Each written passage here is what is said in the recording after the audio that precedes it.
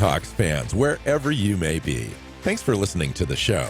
Join your hosts, Bill Alvstad and Keith Myers, as we talk Seahawks football.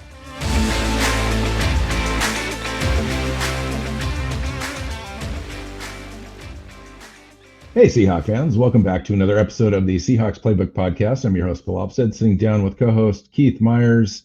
Welcome to the show, Keith. After a great win at home against the Panthers, it was a harder fought game than we anticipated coming in, thanks to Andy Dalton, but the Seahawks take care of business down the stretch and win this game 37-27. Welcome in. Yeah, so this is kind of a special show in that Bill, if you notice, if those of you watching on YouTube, or even if you're not and you're listening to the audio quality, you'll recognize that Bill doesn't sound quite as great as usual. He is on vacation, and I was supposed to have a sub in here, but that kind of fell through. So he's been kind enough to take a break from his vacation to join us for this week's show. So yeah, hey, I sound just as great in this room. I'll have you know. I'm sure you do. I'm just kidding. Yeah, I'm traveling. I'm in New York. It's been downpouring here since arrival, and so we've been walking through the rain, sometimes with an umbrella, sometimes without, in our Columbia sportswear jackets, trying to stay wet, in our Keen urban hiking boots, and so far we've managed to stay dry and warm, but man, it's pouring here. But anyway, back to the game. It was, the result was almost as predicted. I was talking to Keith right before we push record, in that I think our prediction, Keith had predicted just a little over 30 points for the Seahawks and 17 points for the Panthers. I had predicted 35-20, something like that. So we were pretty close. But I wasn't close in the way that I thought Seattle would be taking care of business in this game. We ultimately did down the stretch, won by 10 points. I'm not going to discount that, but it felt closer than it should have down the stretch. Yeah, I mean, the late garbage touchdown didn't help, as far as it feeling close. But at one point it was 37-20 with only 2 minutes to go. The game was over. Right. Carolina punched it in. It didn't matter. But ultimately, this game came down to Seattle's defense playing pretty well, which, you give up 27 points and you think, did you really play that well? But, Geno Smith had a turnover. That didn't help. And, Dalton was playing catch up, threw the ball 58 times. Right. For 361 yards and 2 touchdowns. Why is that always against the Seahawks? I think the last time he had a career day throwing the football for yardage. This time it's how many attempts that he had in a game. And they put it on his shoulders squarely. They only had 44 yards rushing. Andy Dalton had 334 yards passing the ball. Seattle, though, had a much more balanced attack. Seattle was able to run the ball effectively. Ken Walker looked good. Charbonnet had a couple of carries where he really looked nice, especially the physicality that he brings in the game really showed up. And then we averaged six yards per play. And Geno was efficient when he needed to be, kind of fell off in the second quarter after a hot start, but then came on in the third and fourth quarter and put some distance between us and them, and that was the difference in the game, really, the 10 points difference in the third quarter. Yeah. I mean, you look at all of this, and Geno had a good game, 23 of 36 for 296 yards and a touchdown. He did throw the one pick, which, hurt at the time, but ultimately the team came back. It really didn't matter. This game was not as close as the score indicates, in terms of the fact that it felt like Seattle dominated the game. The problem was that they just didn't convert touchdowns. They kept getting field goals. At one point, they had, was it 15 points on field goals. And and I think we were one of We were 1 of 9, I think, on third down conversions to begin the game as well. We kind of evened that out a little bit towards the end. And the defense, conversely, couldn't get off the field again on third down on a few different plays that kept them alive, and enabled Andy Dalton to play hero ball for them. Essentially, I thought he did a great job. If I was a Panthers fan, I would be happy with his performance. I think that really kind of helps them in the long run as he mentors Bryce Young into that starting role. I think have Bryce Young be able to watch that performance, how Andy Dalton took care of the ball, was able to spread it out a little bit and keep his team in the game. That's kind of the way that they're going to have to play in order for them to be competitive this year. Seattle was clearly the better team.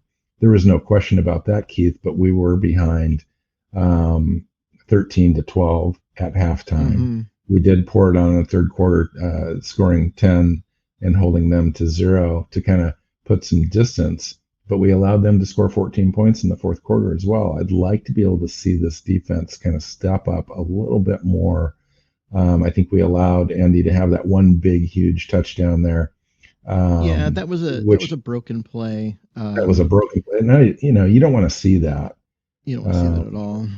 From a good team that really wants to have a statement win against a team at home that you should really be soundly beating. We ended up beating them by 10. We could have beaten them by 17 or possibly even 20.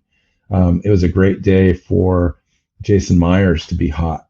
Especially after last week. Right. He was 3 for 6 on the season coming into this game and really just kind of nailed every opportunity that he had in this game, kept Seattle close when it needed to be close, and then enabled them to pull away later. So all in all, I'll take the win at the end of the year. That's what it is. And I enjoyed the game. We here in New York went down to the local bar and was able.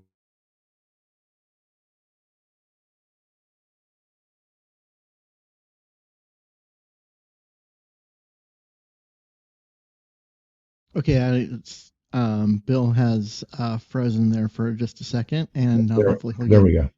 There we go. Now he's back. See, this is one of the problems with doing this while he's on vacation. Is the internet connection is not always what we need it to be. So you were down in the local bar watching the game. Yep, that was fun. Did you have the audio? Was there any audio, or was it just got the audio? Yeah, the bartender was very cordial and got the volume up. It was the main game showing in the bar, so that was great. I was able to watch the whole thing, every play. You never know what to expect when you're on the road like this. If you're going to be able to watch it, what's going to happen? Lucky enough, I had a partner with me that was that agreed to sit with me and watch that game. So that was pretty awesome. Yeah, it is awesome. I actually missed most of the first half. I came back with 5 minutes or so left in the second quarter. Had to go and re-watch the first half plays, which I got through most of them during halftime, and then watched the last couple after the game was over, just so I could say that I saw all of them and had a good view of what happened. I was actually out this morning getting some new ink, so that ran a little long. I figured I'd be home on time, but some last second changes were made and they got a little bigger. So, sometimes ink just takes longer. But yeah, that was my day in there. And it just, the Seahawks, coming on and doing what they needed to do. This is what we expected them to do in the week 1 against the Rams, where it was close and whatever at halftime, but then in the second half they're just the better team and they pull away. It just didn't happen in that week 1 game. It happened last week, even though they gave it back up in the fourth quarter and they had to go to overtime to win it. And it happened again this week where they were the better team and they pulled away. I agree with you. I'd like to see them not give up 14 points in the fourth quarter, but they'd already run away with it, so those 14 points didn't end up mattering. Yeah, you're absolutely right. No question about it. Let's talk about some different players, Keith. I want to talk about Geno Smith, Ken Walker, and DK Metcalf. I just kind of want to me, those guys were the difference makers. You can talk maybe about a couple of players on defense that you saw. Jerron Reed had a tremendous game. I thought he was the difference maker there. But let's talk about Geno a little bit. How did you think that he did? Came out and then had a few issues in the second quarter. I don't know if you picked up on that as you were speeding through that. And then really came on in the second half and kind of was the glue of the team, really made sure that they worked together and in sync. Well, I thought Geno actually played pretty well. Came out at the beginning of the game, and they were able to move the ball. Looked pretty good. You're right in the second quarter, but I think in the second quarter, what happened was Carolina dialed up the pressure a little bit. And once Damian Lewis went out, and they had 4 backups on the offensive line all playing, it got a little rocky. Now, the team ended up recovering from that. They found some ways to get Geno some more time and that. But ultimately, the offense worked with 4 backups on the offensive line. And that is a testament to the coaching, to the front office, and to Geno Smith, because it wasn't like the offensive line was perfect. Like, they're like, oh, you couldn't tell that they were backups. No, you could tell. There was a lot of guys in Geno's face, but the ball was already out of his hands. He got the ball out quick. He made really smart decisions with the ball, with the exception of a couple of plays, including his pick. But for the most part, with a lot of pressure and a lot of, this is a type of situation where a lot of quarterbacks would have folded just because they had nothing going for them as far as pass blocking in front of them. But Geno was just calm under all that pressure and played really well. I came away impressed. Yeah, that's definitely a huge observation, Keith, because you saw him last year really kind of come into his own right from the beginning of the year. He kind of slumped off a little bit towards the end. I think people were kind of getting to him a little bit. But even though he had a pass rush that was coming at him, a little bit of hurries coming in on the offensive line, he was able to kind of work around the pocket, manipulate that a little bit. I thought in the second half, especially, Shane Waldron was able to design some plays to move that pocket to the outside and give Geno just another second to allow his receivers to develop the route tree fully. And I thought it was masterful, honestly. I saw some kind of negative comments here and there on Twitter, especially early in the game, but I really didn't see that. I saw Geno in complete command. Some plays didn't go his way. He got out of some plays, but overall, I thought it was a masterful performance, really spot on as far as him showing that he is one of the top quarterbacks in the NFC right now. And then, other than on the other side of the ball, other than Andy Dalton and Adam Thielen, that connection hurting them a little bit. Adam Thielen has been around, it seems like forever, most of the time with Minnesota, but 11 catches, 145 yards, and a touchdown. Of course, we talked about Andy Dalton having a career day as far as targets, but nobody else hurt them. And especially the running game for Carolina was really kept in check. Now, this is the 3rd game in a row, Keith. When do we start saying that Seattle's actually really defending the run well this year? Well, I think that's safe. Also, part of it is that they had a lead, and so Carolina didn't feel like they could run it much in the second half. And part of it also is if you're able to move the ball so consistently through the air and all those checkdowns, you don't really need to run it as often. So they haven't really been tested by a good running game. We'll find out just how good they are when they play a team like San Francisco. But this, we talked about this. Out of the defense. We talked about this overall. And we talked about this in the preseason as far as a team strategy for the Seahawks, being able to shut teams down and forcing teams to be more one-dimensional passing the ball. And that's really kind of what we've seen so far this year from the defense. Now, they're giving up some yards, but, so far we're 2-1. Yep. You look at kind of what happened. They brought their safeties up, didn't play quite so deep, really challenged Andy Dalton to beat them deep because they know he can't, because that's not who he is. They played much tighter up front early in routes because they knew they could, because they weren't worried about getting beat deep. Um, and that really really played in well to what Seattle wanted to do, and how the defense was effective for most of the game. Now, DJ Chark got behind Michael Jackson for one big play, and then there was, like, I think it was Thielen had the one big play as well. That kind of made things look worse than they really were, because overall they were jumping routes, they were challenging people up near the line, and it paid off for them. And I hope we see more of that, to trust the safeties and allow the corners to do what they do. And because doing so gave the defensive line that other half a second that they needed to get home.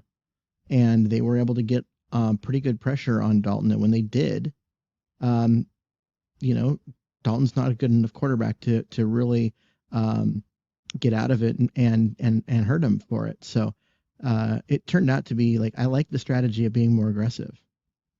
Yeah, interesting. Yeah, I was just trying to see what we had as far as sacks. I can see 2 sacks, 3 sacks. So we got, yeah, Boye Mafe had a nice sack there in the first quarter. Boye Mafe had a nice game. Yeah, and so did Jerron Reed. Those are the two guys that really played well defensively. Agreed. I thought that we got some pressure in this game, but we weren't able to get home. Andy Dalton got the ball out quick. You mentioned all the underneath throws. That's the consequence of that. Sometimes your pass rushers are just going to miss. But I thought we disrupted timing. We did what we could. I thought overall the defense played okay, but I felt like they lacked that killer instinct to kind of put this thing away. I like to just nitpicky work on that, 2 weeks in a row. It's 2 weeks in a row that they've had a lead at the start of the fourth quarter and just kind of let the other team back in it a little bit. And we need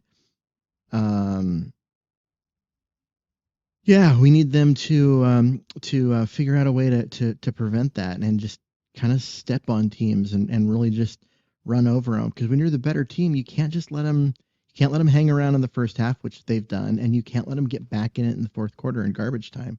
At some point, you got to step up and make a play. So let's talk about strategy just for a minute. Now, you had talked to me a little bit on a text thread about Bobby Wagner a little bit. Mm-hmm. In this game, Devin Witherspoon led the team with 11 combined tackles. Bobby Wagner had 3 solos and 2 assists for 5 combined. Last week, he had 19. And you mentioned a step slow a few times chasing Adam Thielen around. Well, yeah, because it's when they're playing zone, he's got the middle of the zone, and I know you're like, oh, him versus Adam Thielen, that's not a fair fight, because a linebacker on a receiver, the receiver should win all the time. But in a zone, he doesn't have to stay with them, for the entire play. He's got to just cover him within his route, and it just felt that Bobby was a step slow. In a lot of different ways. Like, we knew he was slowing down before he left to go to the Rams. We could see that he had lost at least a step, and now he's lost maybe another one. And it's worth watching. I'm not like being like, oh, get him out of there, because he's still a really valuable player. And you're right, he had 19 tackles a week ago. How you criticize that? But it is worth watching, because I think it's one of those things that Clint Hurt and Pete Carroll need to think about is Bobby just doesn't cover the same amount of ground as he used to. So maybe they need to, pinch the zones inside a little bit to give him a little support, make it so his zone that he's covering is a couple of yards shorter in terms of its width, and help him out, because because you've got Julian Love in there. You've got Julian Love. You've got Devin Bush. And a few others that can cover that middle zone. So You're right. It's something to watch. Talk to me about some of the impact players that you saw, especially on the offensive side. So on the offensive side, I mean, we already talked about Geno. I mean, that one's real important. But I think Ken Walker needs a special shout out. Um, 18 carries, 97 yards, 2 touchdowns. There was also quite a few more yards that were called back because of penalty. Um, he just didn't want to go down in this game. He was getting hit, he was getting spun around, but he was staying on his feet, keeping his legs churning, bouncing out of things. He looks really good right now, Yeah, he and does. I'm really liking what he's saying to the point where Zach Charbonnet looked good when he was in there too. I mean, he went 9 carries for 46 yards. So that's over 5 yards a carry from Charbonnet. Um, but they're having a hard time getting Charbonnet on the field because Walker's playing so well. And, you have to throw in the fact that, Walker was second on the team in receiving too, with 3 receptions for 59 yards. 59 yards was second on the team, on top of leading the team in rushing. So that's a lot of all-purpose yards from your lead running back. He's just playing really well, really seeing the field well, doing a lot of the little things that you got to do to be successful in this league. So it was really nice to see him. He's just kind of breaking out. I know he broke out last year after Penny went down, but he struggled down the stretch last year. And so we kind of weren't sure whether he was as good as he looked early in the year and the middle part of the year, or if maybe he wasn't quite there because of what we saw at the end of the year. So far this year, he's looked really, really good. And in this game, especially. In the last show, we talked about how this game might play out as far as a balanced attack. You thought maybe it would be more run heavy. Turns out it was both. They ran the ball effectively. I think they had over 140, 150 yards rushing total with a 5.0 average. And then they were able to throw the ball effectively. And you had mentioned one player as a player that might have a standout game, and he did, TK Metcalf. Yeah. I mean, you knew maybe you didn't know, but it's hard to believe DK wasn't going to do well in this game just because the way that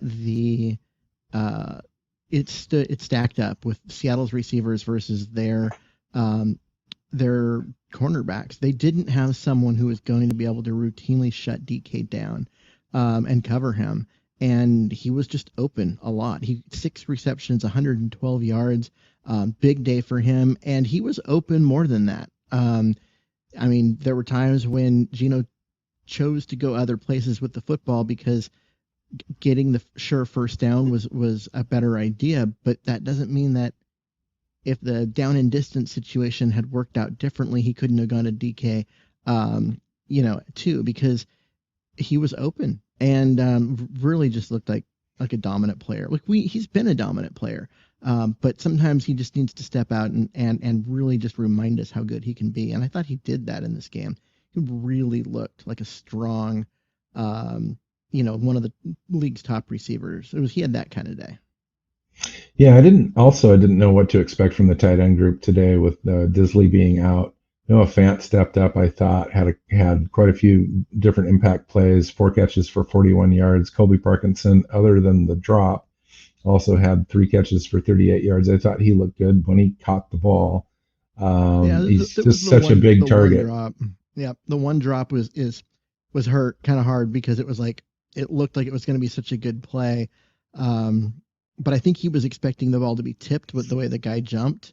And then when it wasn't, it just got on him really quick. Not that that's an excuse. I'm just, you can see that's kind of what happened. Yeah. But overall, I mean, he played well. One of the things I liked about what I saw from both those guys were effective blocking. I mean, Will Disley is, the all pro level blocker as a tight end. And with him gone, those are big shoes to fill because Seattle's offense just needs that level of tight end play.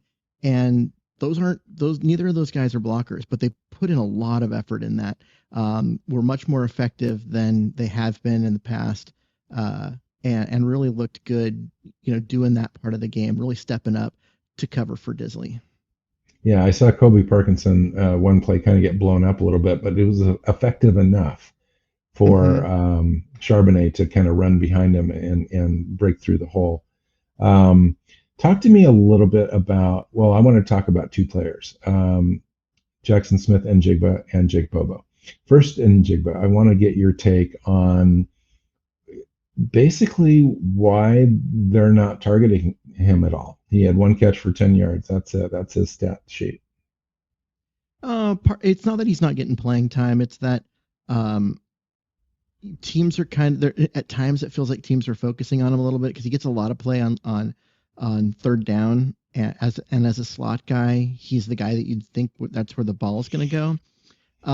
And teams are, rolling a linebacker over in his direction and that kind of stuff to mess with Geno, and keep the ball away from him.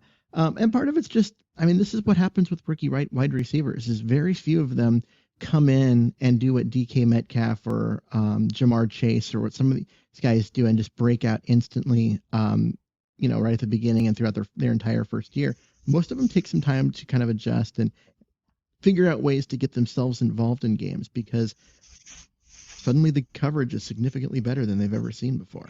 And it just takes a different mindset to go in and make stuff work. And I think also too, he had one target and he caught the ball for, 10 yards. My question is, why aren't they trying to work him more into the offense? It seems like it would be an advantage for Seattle to be able to do that.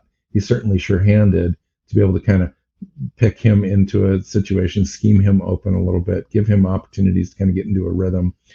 I kind of expected that in this game because I thought Geno would be able to kind of check down, especially with our offensive line and flex the way it is, to be able to kind of get those quick throws out. And I was a little surprised that they aren't using him in that role as much as I thought maybe they should. Well, yeah, but I think you need to compare that to Noah Fant and Colby Parkinson getting 7 receptions for 79 yards combined, right? And Kenneth Walker's 3 for 59. Because what's happening is Smith and Jigma is pulling guys out of position and moving safeties to creating space for other players. Now, if the safety had stepped up to cover, like Noah Fant instead, that would have left Njigba open in the middle, and I think the ball would have gone there. But it's not just they're just not trying to throw him the ball. I think it's just a matter of Geno Smith taking what the defense gives him. And why force the ball into a guy when you've got other capable guys that are open? So speaking of other guys that were open, Jake Bobo had 1 reception, but he made it count, and it was a great catch in the back of the end zone with the toes down. Yeah, and just you could tell like he went up, he got it, kept his toes in, and then there was no point as he's going to the ground where you're worried that he's going to lose control of the ball. It just seemed like he had it so strongly that he was going to be able to go to the ground, take any contact, whatever was going to happen, and he had that ball. And that's what we saw in camp. It's what we saw in the preseason. It's why he made the team and why he's getting so much playing time. He may not be fast, but he's a good football player. Yeah, absolutely. So talk to me. He also got down and did some good stuff on special teams too. So talk to me a little bit about guys that were inactives in this game. We've got quite a list. Jamal Adams, Kobe Bryant, Reek Woolen, Charles Cross, Will Disley, Phil Haynes, McClendon Curtis as well. That's a lot of players missing. With the exception of Curtis, those are like key rotation or starters, all of them. Yeah. Right? Jamal Adams should be your starting strong safety. He's still not ready to go. I'm surprised. I thought they would bring him in and have him play, 15, 20 snaps, put him on a pitch count, but at the same time, start to integrate him in there. Apparently not. He's not quite ready yet, but maybe next week. Sounds like it. Yeah, but Phil Haynes missing, like we knew he was kind of banged up, but I expected him to play. So for him to be out, and then to throw Bradford in there, I was a little surprised. I also wonder if Bradford would have been the guy that got the nod if Abe Lucas hadn't been on IR, whether Jake Curran would have been the guy to get that spot. But they're in a tight spot. They Lucas is on IR for at least a couple more weeks. Cross is still out. Now Haynes is out. Damian Lewis was out for most of this game, but came back at the end. Yeah. Evan Brown was out for more than a half of last game. So Oluwatimi had to play. I mean, they don't have a healthy member of their offensive line at all. Yeah. So yeah, they need to start getting these guys healthy. Which actually, I mean, is a testament to, and you'd mentioned it right at the beginning of the show. Hats off to the offensive line; they're really working hard. I mean, they're not perfect by any means, but I'm shocked at the level of play given the depth that we're at currently on the roster, as far as how far back we're pulling guys out to play in games. We're talking, third string guys now at this point, filling in for Damian Lewis over on the left side, Brown over there, and then Anthony Bradford there at guard. You'd mentioned he might even be the third choice there. So it's been great so far, really.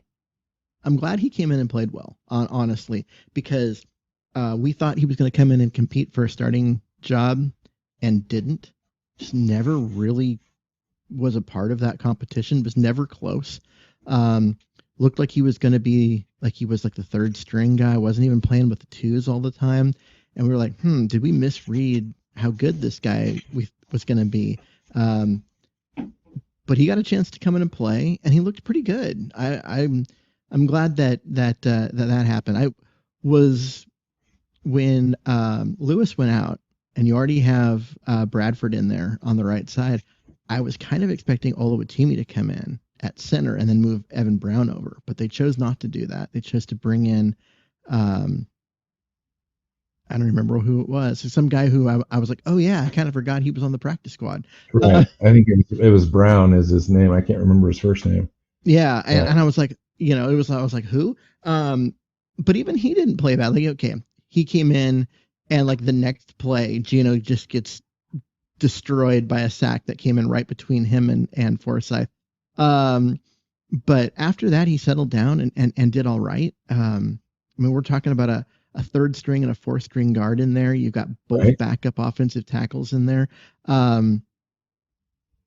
And they still ran the ball. They ran for 150 yards. Yeah, we put up 425 total yards, almost 300 yards passing, 150 yards rushing, with the line in the shape that it's currently in. That's just crazy, amazing. All right. Before we head out, is there anything else that you want to hit? I think that it's important to note that how many injuries the team had during this game, right? We saw Trey Brown go out with a concussion. We saw Damian Lewis go out. We saw see, I had all this whole list in my head right as we were hitting record, and then now I'm like, wait, who was it? Oh, we saw Dre Jones go out in the third quarter. It just felt like guys were dropping like flies. Just everyone was getting hurt. I made a joke to a friend of mine that I was like, yep, by the end of the game, they were gonna, you're gonna start seeing defensive linemen and they're playing guard. It's a testament to the team's depth overall that they continue to be able to have guys step up and make plays as as the game wore on, with all of the injuries and all the different guys that were getting banged up and pulled out of the game. Yeah. The one thing that I wanted to talk about just briefly is the third down conversion type stuff. Yeah. Seattle's still 3 for 13 on offense on third down attempts, which if they looked at that stat, that would be the most disappointing takeaway, I think, on the offensive side. Gino would step up to the podium, and that's be the thing that he would talk about. He wouldn't talk about his 300 yards passing or the touchdowns or the win. He would be talking about, we need to get better, on third downs. And conversely, on the defensive side, you're allowing 10 of 19. And that combination will usually lose you. Both of those, that combination will usually lose you a game, or at least put you in that bucket. We were playing the Panthers this week, So we were able to get some big plays and overcome some of those things. We need to kind of work on that. Against the Panthers, we should be on top of our game. We should be, somewhere in the 8 for 13 range instead of 3 for 13 on conversions. Get close to 50% conversion rate, or even more. I would settle for 6 for 13, because that puts you, right around 50%. It also extends drives and means probably less field goals in the first half and more touchdowns. And that's really what you see. I mean, yeah, the Seahawks won, and they kind of won going away with this one, but they did so on the leg of Jason Myers, with all those field goals. He had 5 kicks, right? Those are 5 drives that got stopped on third down, but they happened to have that had happened within his range, so he was able to get points for him. Yeah, they need to be better. They just flat out need to be better on third down. Some of that is the line. Some of that is, there's a lot of different factors, but ultimately 3 for 13 is not going to be good enough for most weeks. All right. So another game down. Next game is the Seahawks at the Giants. That one's on Monday Night Football. So you've got a little extra day. Saquon Barkley may or may not play. He got some banged up on this, but then did get some good injury news. It was not as bad as they thought, but we'll see. Him being hurt definitely is a big blow to the Giants. So we'll see what kind of offense they have ready to roll. All right, so let's get out of here. We'll be back in the middle of the week. I'm going to be back on Thursday so we can do a show, and we'll talk about what we need to talk about. Then we'll do a game preview show as well, and preview that Giants game. So until then, you can find Keith on Twitter at Myers NFL. You can find me at NWC Hawk. You can find the show at Hawks Playbook. Seahawksplaybook.com is the website. You can find us on your favorite podcast platform, YouTube, and all of that. You want to make sure you hit the subscribe button and make sure you get the latest episode in your feed every time that we record. So until next time, go Hawks. Go Hawks. Seahawks Playbook podcast listeners, thanks for joining us for another edition of the show. You can find us on Twitter. Bill is at NWCHawk, Keith is at Myers NFL, and the show is at Hawks Playbook. You can listen and subscribe to the show at SeahawksPlaybook.com.